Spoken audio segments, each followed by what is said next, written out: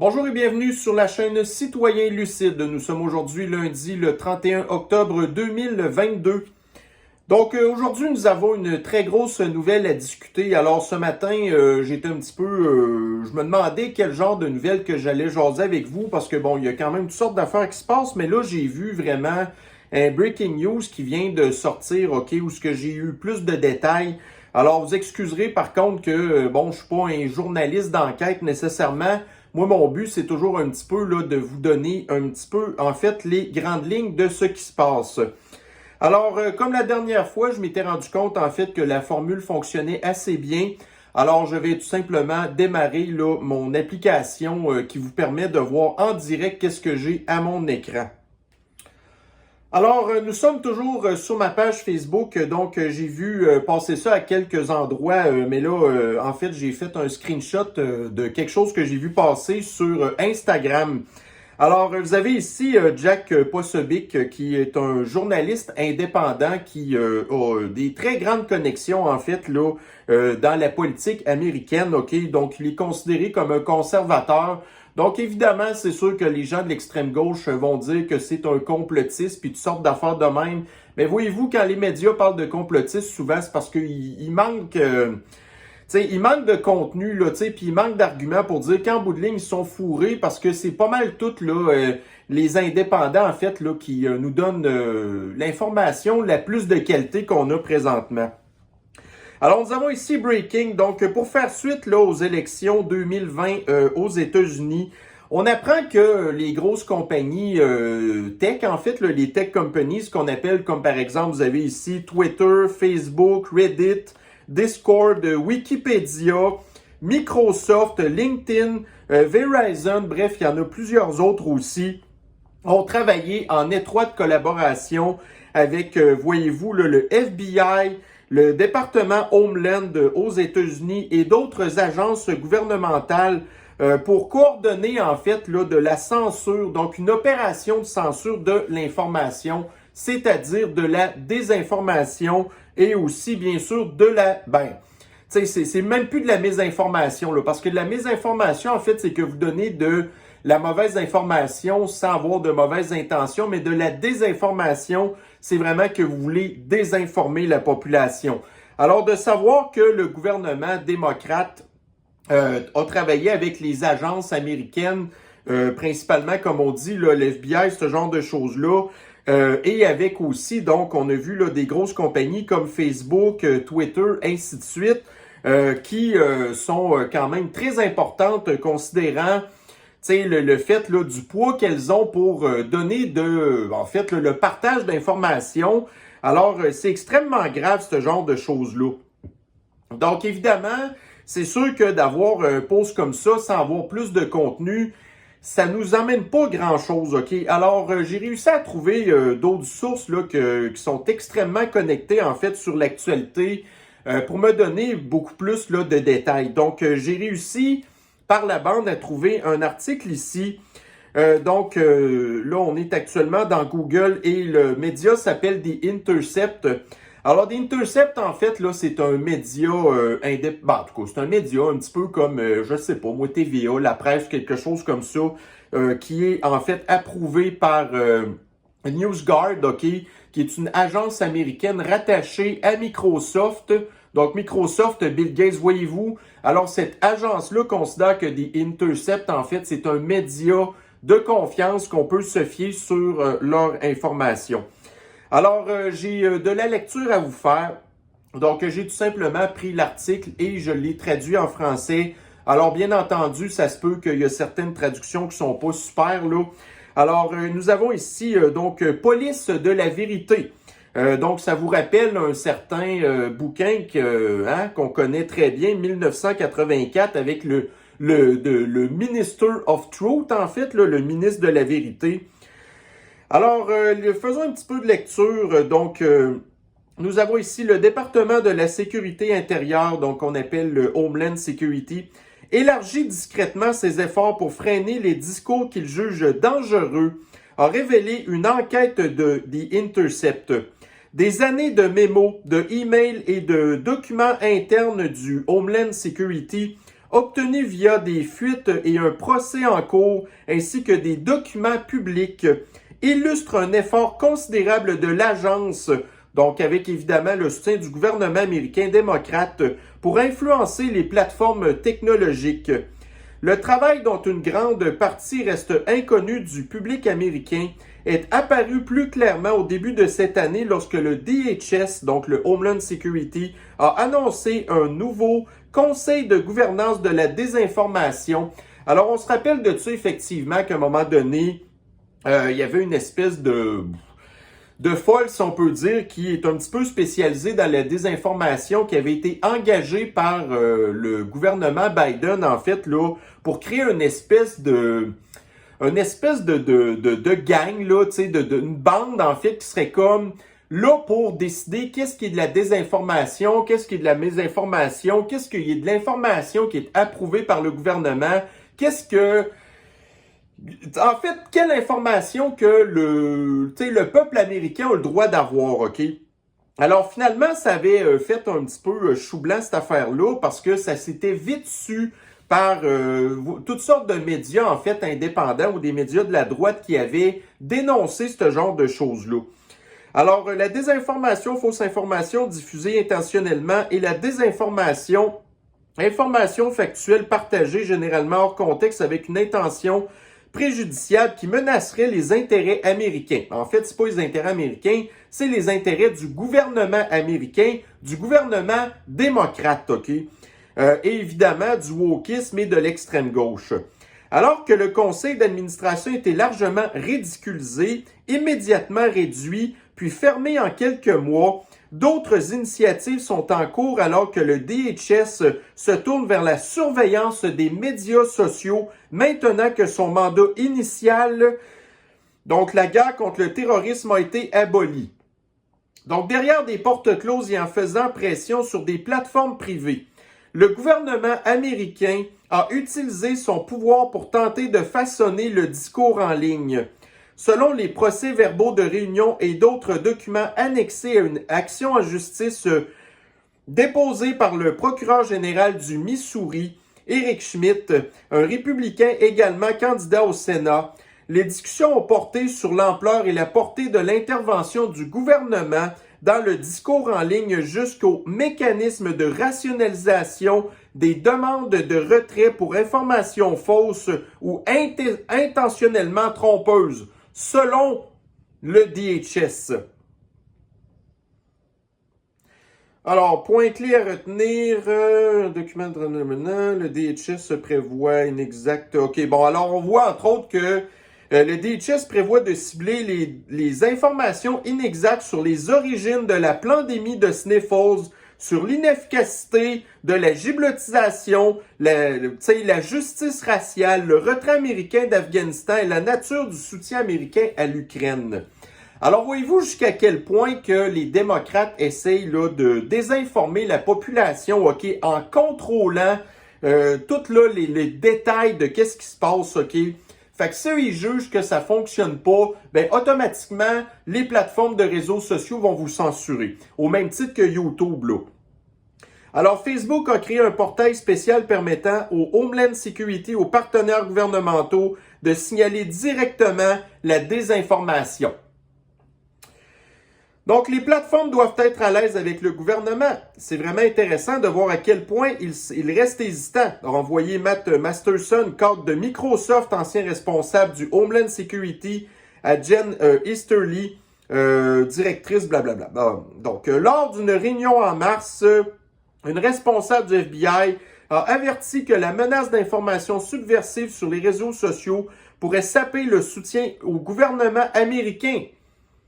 Alors, quand on parle de vouloir manipuler l'opinion de la population pour favoriser un certain parti politique et par la suite manipuler le résultat de certaines élections qui s'en viennent, là, ben vous l'avez pas mal ici.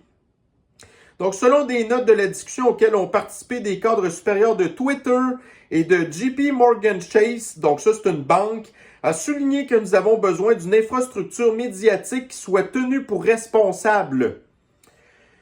Donc, nous ne coordonnons pas avec d'autres entités lors de la prise de décision de modération de contenu. Nous évaluons indépendamment le contenu conformément aux règles de Twitter. A écrit un porte-parole de Twitter. Donc, ça, c'était avant l'achat de Elon Musk de Twitter. Donc, il existe également un processus formalisé permettant aux responsables gouvernementaux de signaler directement le contenu sur Facebook qu'ils considèrent comme étant faux, au même titre que sur Instagram. Donc, Instagram, ça, c'est Facebook. Et de demander qu'il soit limité, shadowban ou supprimé via un portail Facebook spécial qui nécessite l'utilisation d'un email du gouvernement ou des forces de l'ordre. Alors, voyez-vous jusqu'à quel point c'est grave. Donc, voyez-vous, là, l'article, il est extrêmement long. Alors, je continue à le dérouler. Par contre, là, mon but, c'est pas nécessairement non plus de faire une vidéo qui va durer pendant des heures et des heures. Donc, vous avez ici une enquête extrêmement exhaustive qui a été faite par des Intercept, OK? Alors, moi, tout ce que je fais, c'est tout simplement de vous donner les grandes lignes qu'il y a eu, une espèce de connivence entre le gouvernement démocrate et les plateformes de réseaux sociaux, en fait, qui étaient tout simplement au service là, du gouvernement démocrate pour faire cette désinformation et la manipulation de l'opinion publique, OK?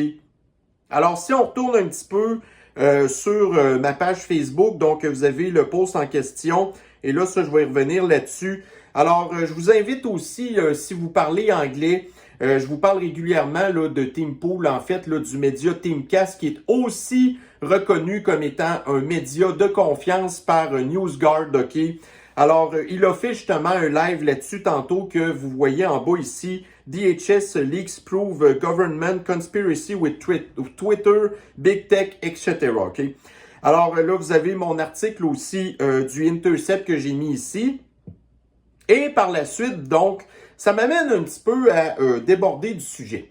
Alors, depuis la semaine passée, en fait, de l'achat de Twitter par Elon Musk, qui n'est pas considéré comme un mondialiste, OK?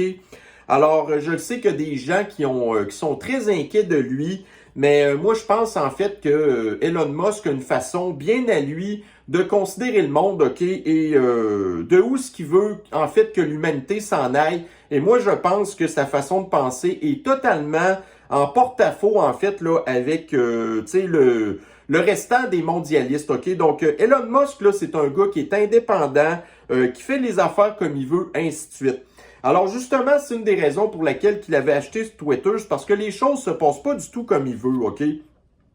Alors, là, ça choque énormément, en fait, l'establishment, le Deep State, les médias et, entre autres, là, des espèces de sans-génie comme Patrick Lagacé, le chroniqueur de la presse, OK, qui a écrit, entre autres, un article ici concernant, en fait, que, bon, je vous résume un petit peu l'histoire, c'est que la semaine dernière, en fait, le conjoint de Nancy Pelosi, OK, qui est comme la présidente du Congrès américain, donc son conjoint qui demeure à San Francisco s'est fait attaquer, en fait, par une espèce de malade mental, OK? Et là, maintenant, donc, le conjoint de Nancy Pelosi est à l'hôpital et apparemment, sa vie n'est pas en danger, OK? Alors, vous avez justement, je pense que c'était Nancy Pelosi ou peu importe, là, qui avait posté quelque chose, là, et vous aviez Elon Musk, en fait, qui avait par la suite partagé de l'information qui, en bout de ligne, s'est avérée pas exacte, OK? Alors, donc là, par la suite, vous avez Elon Musk qui s'est rendu compte là, que c'était peut-être pas une bonne idée, qu'il s'était probablement trompé. Alors, il a tout simplement supprimé son tweet, OK? Donc ça, c'est des choses qui peuvent arriver. Alors, si vous vous êtes rendu compte, en fait, que l'information que vous avez partagée est pas exacte ou qu'elle est pas bonne, ben tout simplement, vous supprimez vos affaires, OK? Alors, ça m'est arrivé à quelques reprises, d'ailleurs, de tomber sur une nouvelle très, très chaude, OK? De partager de l'information, de vérifier et de me rendre compte finalement que c'était pas bon. Et vous en êtes probablement jamais rendu compte, mais oui, ça m'est déjà arrivé de supprimer des affaires autant dans Twitter que dans Facebook, OK?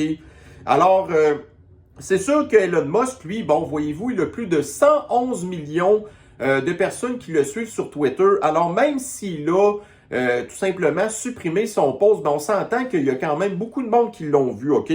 mais ça reste quand même que d'une certaine manière, si par la suite vous supprimez vos affaires, ben c'est une espèce d'aveu en bout de ligne que vous êtes trompé, OK?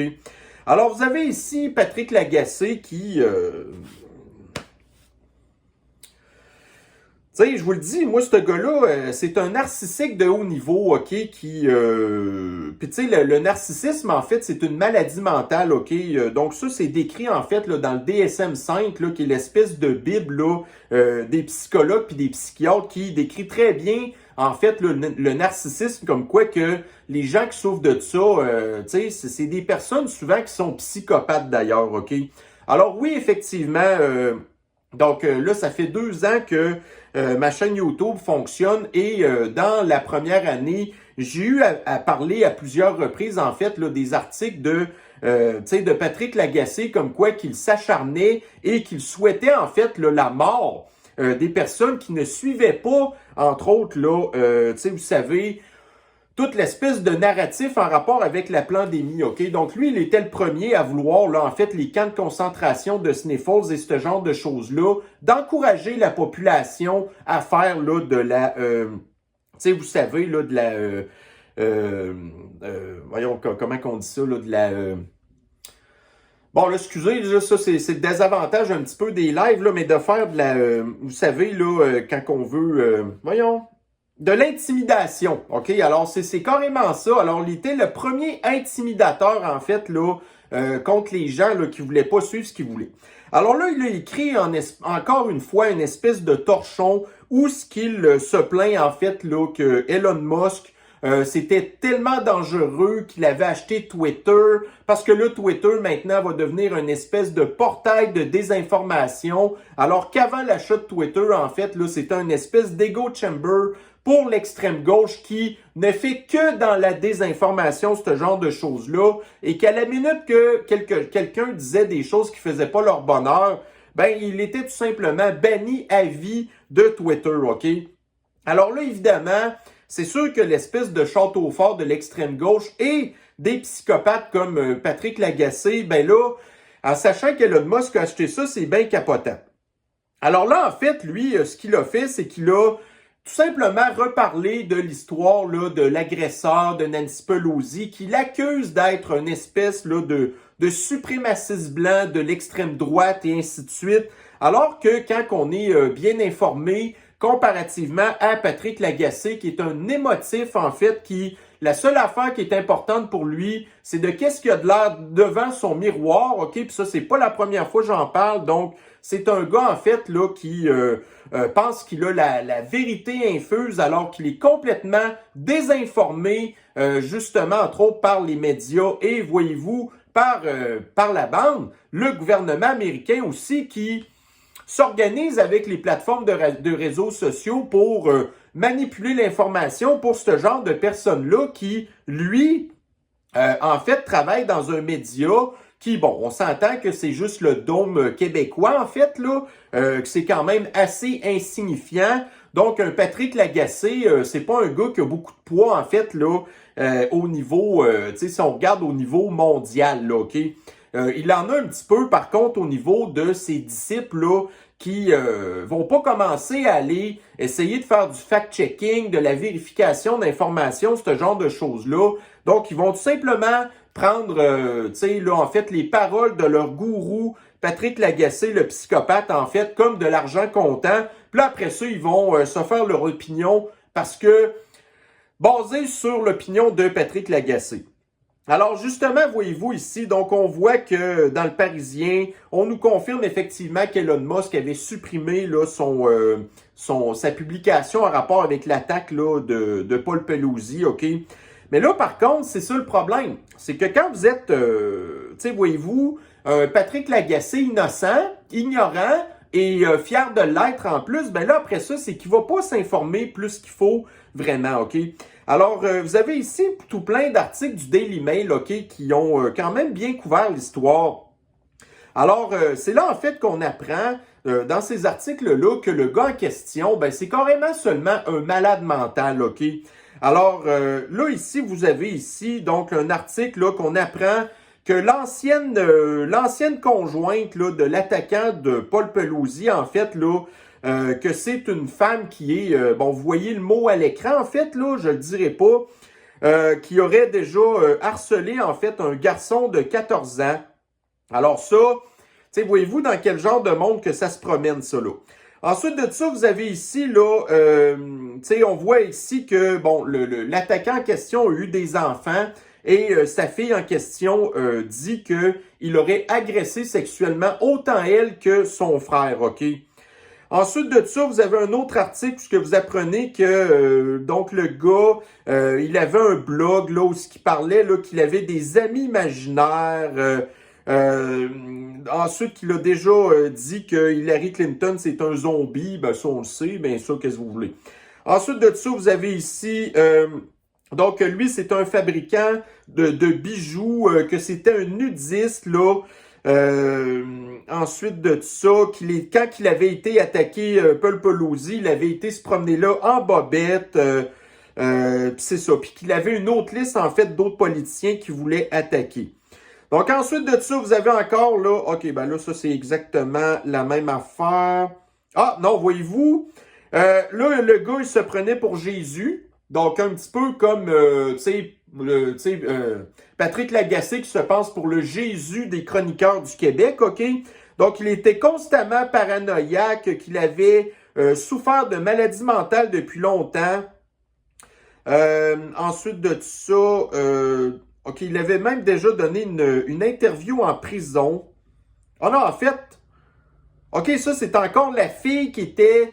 Tu sais, l'ancienne amoureuse, là, c'est ça, l'ancienne amoureuse, en fait, là, de l'attaquant de Paul Pelosi, qui confirme que le gars se prenait pour Jésus, puis qui était tout le temps paranoïaque, et ainsi de suite. Bon, ensuite de ça, donc, c'est ça.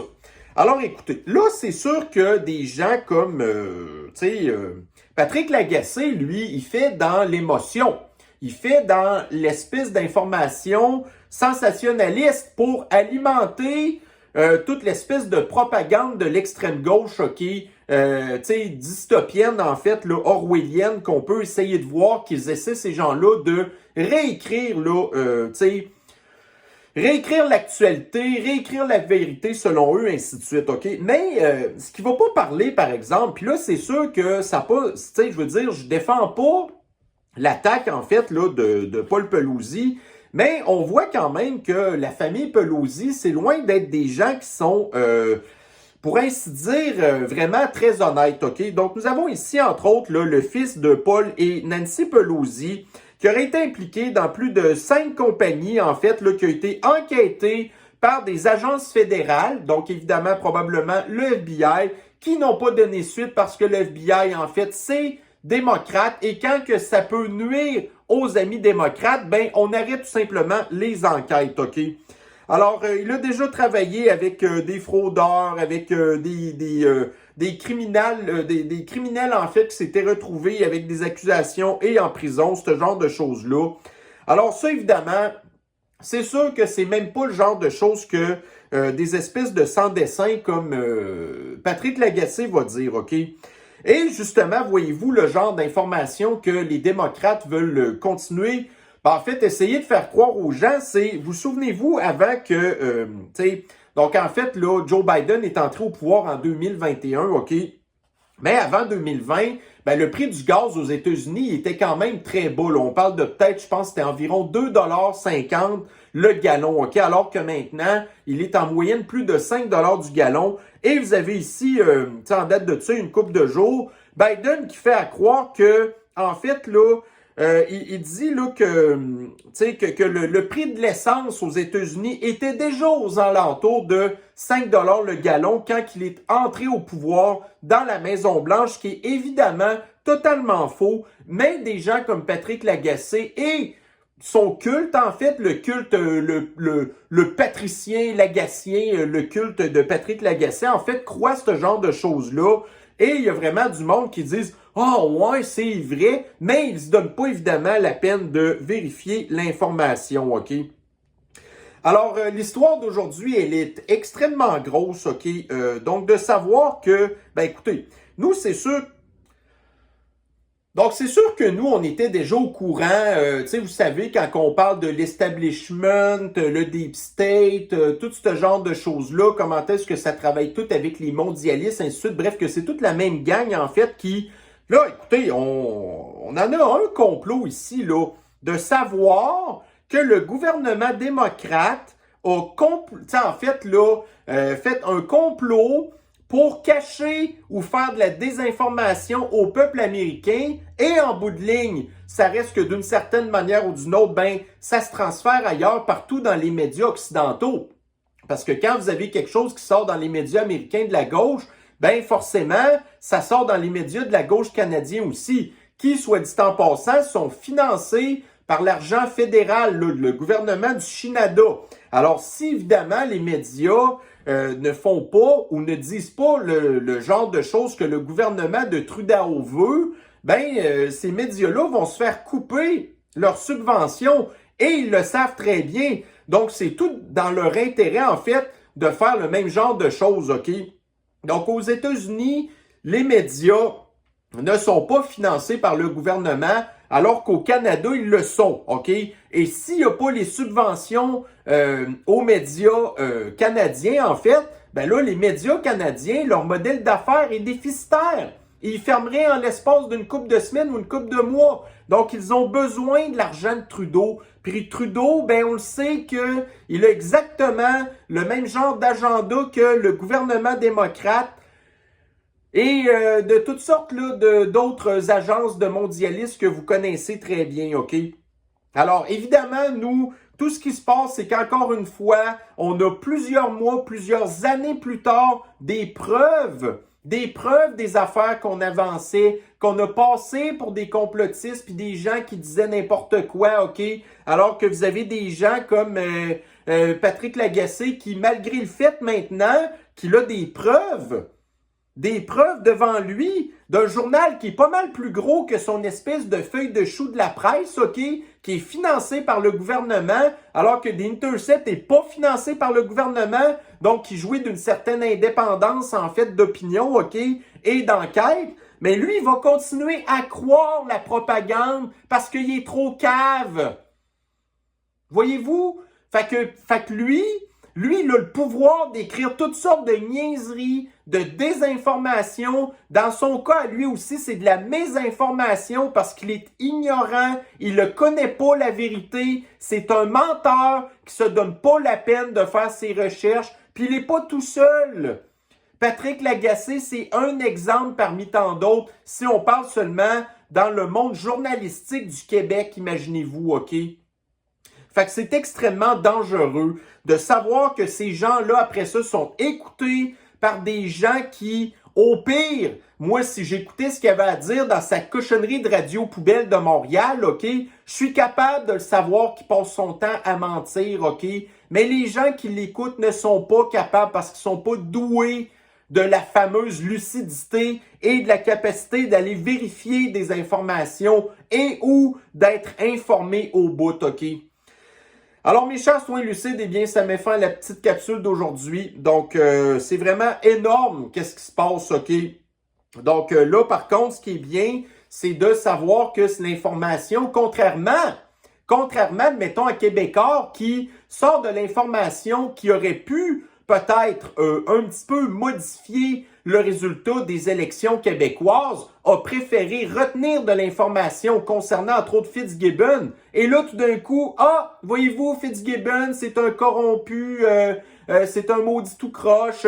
Mais non, évidemment, c'est sûr qu'ils n'allaient pas sortir ces informations-là avant les élections. Alors, voyez-vous, là, l'article de The Intercept, il va probablement peut-être faire boule de neige. Alors là, c'est sorti avant les midterms américaines qui vont avoir lieu d'ici une couple de semaines. Et on espère d'ailleurs que le gouvernement démocrate va se faire, en tout cas, mettons, on va dire expulser, là, pour être poli, parce que là, de savoir que ces gens-là sont en train de vouloir manipuler au même titre que le livre que je vous parlais tantôt, là, hein, notre fameux George Orwell, C'est carrément ça qui est en train d'arriver. Alors, par chance que vous avez encore là des lanceurs d'alerte et ou des médias qui sont d'ailleurs considérés comme des médias sérieux selon certaines agences approuvées par les mondialistes qui disent oui, oui, c'est des sources crédibles qui écrivent des articles comme ça. Alors nous, notre travail par la suite, évidemment, c'est simplement de vous partager l'information. Vous faites ce que vous voulez. Puis si vous voulez creuser davantage, ben vous avez quand même là pas mal tous les outils pour en trouver encore plus. Donc, à vous, je vous souhaite une bonne fin de journée. Soit dit en passant, je suis extrêmement content qu'en fin de semaine, la chaîne ait passé le fameux cap psychologique des 5000 abonnés, OK? Ça fait plus qu'1 an que j'attendais de voir ça arriver et là, c'est maintenant réalité. Alors, à toutes et à tous, je vous remercie de faire partie de ma chaîne et aussi, évidemment, là, si vous êtes membre là, de mon compte Twitter et ou sur ma page Facebook, OK? Alors, c'est ça. Regardez, moi, ce que je fais avant de vous parler de des affaires, c'est que j'essaie de les vérifier. Comme je vous dis, je creuse pas toujours nécessairement. Je veux simplement que vous soyez au moins au courant du big picture. Puis après ça, le restant, si vous voulez travailler plus, pas de problème. Alors, donc sur ce, bonne fin de journée à vous. On se revoit très bientôt. Bye bye.